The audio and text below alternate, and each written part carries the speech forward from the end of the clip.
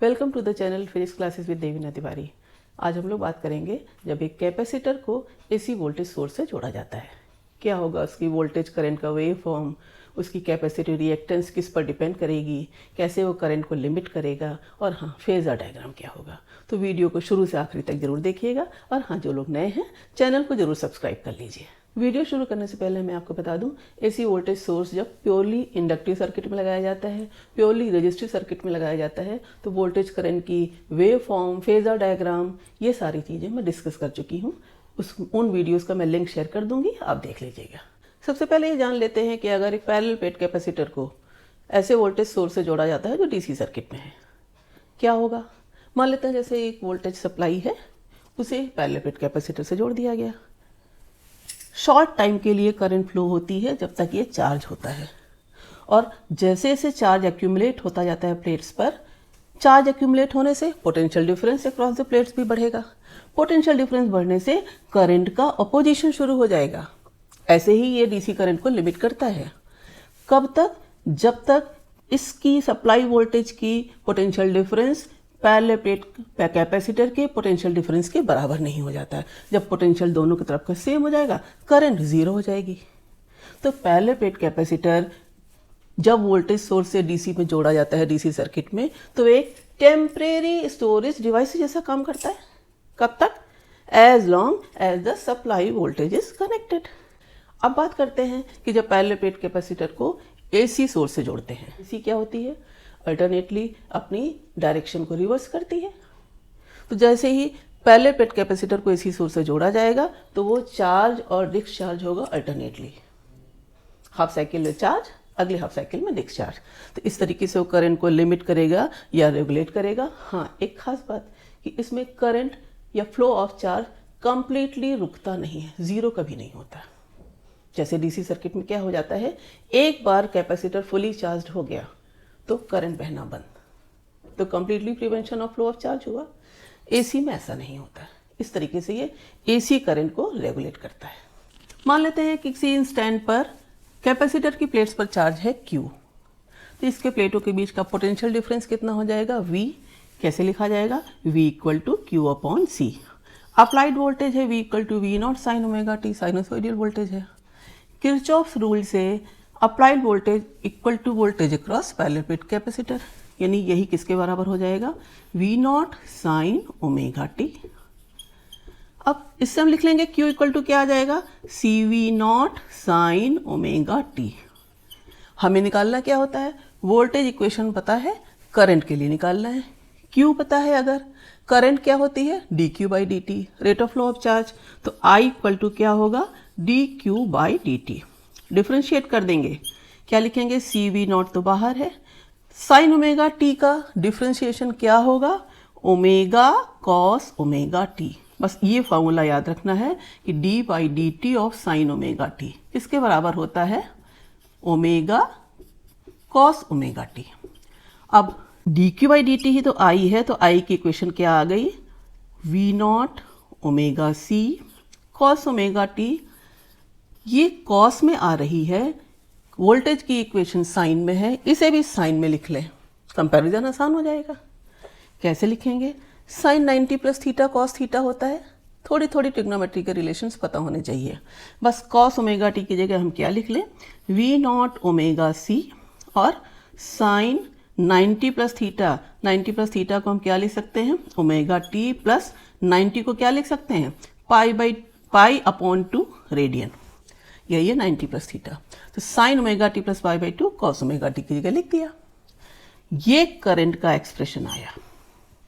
इसमें देखो, सबसे पहले I equal to I not sine omega T plus pi by 2 लिखना है, जैसे V equal to V naught sine omega T. मतलब करंट का एम्पलीट्यूड या मैक्सिमम वैल्यू वो पता लगानी है। क्या है? आई नॉट इक्वल टू हम क्या लिख सकते हैं? V naught omega C. Current amplitude मतलब मैक्सिमम वैल्यू ऑफ करंट। इसको थोड़ा रीराइट करके लिखें, कैसे लिखा जा सकता है? V naught upon 1 upon omega C. ऐसे लिख क्यों रहे हैं? क्योंकि हम पढ़ते चले आ रहे हैं कि I equal to V by R होता है प्योरली रजिस्टिव सर्किट लिए। यहाँ भी कंपेयर करने के लिए जो V by R I equal to होता है प्योरली रजिस्टिव सर्किट में, तो आर होता है ना hindrance in the path of current by the resistance.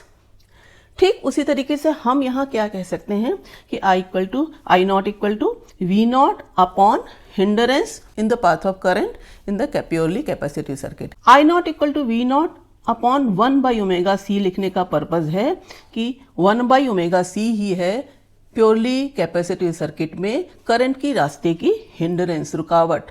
इसी का नाम दिया जाता है कैपेसिटिव रिएक्टेंस। कैपेसिटिव रिएक्टेंस का फॉर्मूला, कैपेसिटिव रिएक्टेंस की यूनिट, ये कैसी क्वांटिटी है, ये भी बहुत पूछा जाता है। तो कैसे याद करेंगे? ठीक वैसे ही जैसे रेजिस्टेंस के लिए I equal to V by R है, आर रुकावट, रेजिस्टेंस की यूनिट क्या होती है? ओम।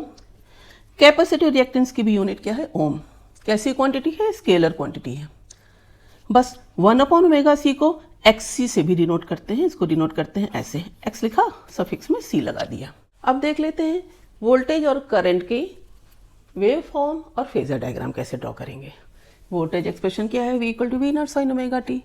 करंट का एक्सप्रेशन क्या है? I equal to I not sine omega T plus pi by 2। मतलब क्या है? करंट वोल्टेज से पाई बाई 2 रेडियन लीड कर रही है। वेव फॉर्म कैसे बनाएंगे? साइनोसॉइडल कर्व वोल्टेज के लिए तो एक साइन कर्व बना लिया, 0 पर वैल्यू 0 है। करंट का वेव फॉर्म कैसे बनाएंगे? जब वोल्टेज 0 है तो करंट मैक्सिमम होगी, पाई बाई 2 से लीड कर रही है 1/4 टाइम पीरियड से। ये रेड कलर से डॉटेड बना दिया, ये जब वोल्टेज 0 है तो करंट की मैक्सिमम वैल्यू है, और उससे ये कंप्लीट साइकिल बना दी एक करंट के लिए। देखिए वोल्टेज और करंट का जब वेव फॉर्म खींच लिया तो उनके बीच में कितना फेज डिफरेंस है उसे तो भी बताना है, वही फेजर डायग्राम बताता है। वोल्टेज के लिए फेजर कैसे बनाया गया है? ओरिजिन से एक वेक्टर ड्रॉ किया गया है जिसकी लेंथ है magnitude of the voltage, peak value V naught, और वाई एक्सिस पर इसका कंपोनेंट ये क्या है? Instantaneous value of the voltage कितनी है? V equal to V naught sine omega T. ठीक इसी तरीके से करंट के लिए, तो करंट के लिए जो हम वेक्टर बनाएंगे वो वोल्टेज वाले वेक्टर से 90 डिग्री पर होगा। क्यों? क्योंकि करंट वोल्टेज से पाई बाई 2 रेडियन लीड करती है। वोल्टेज देखिए एक्स एक्सिस से ओमेगा टी पर है, तो करंट कितने पर होगी? Omega T plus pi by 2। तो ये जो रेड वेक्टर बनाया गया, इस वेक्टर का भी एम्पलीट्यूड, इसकी लेंथ है आई नॉट। वाई एक्सिस पर जो इसका प्रोजेक्शन है वो क्या है? I not sine omega T plus pi by 2। तो ये वोल्टेज और करंट के फेजर्स है। एक्सी और फ्रीक्वेंसी में ग्राफ खींचा जाए तो वो ग्राफ ऐसा आ रहा है, रेक्टेंगुलर हाइपरबोला। क्यों आता है ऐसा? देखिए एक्सी कैपेसिटिव रिएक्टेंस किसके बराबर है? 1 अपॉन ओमेगा सी। एक बात याद रखिएगा, गलती बच्चे यहाँ पर खूब करते हैं, XL equal to omega L, तो XC equal to omega C कह देते हैं। ऐसा नहीं होता है। एक्सी कितना है?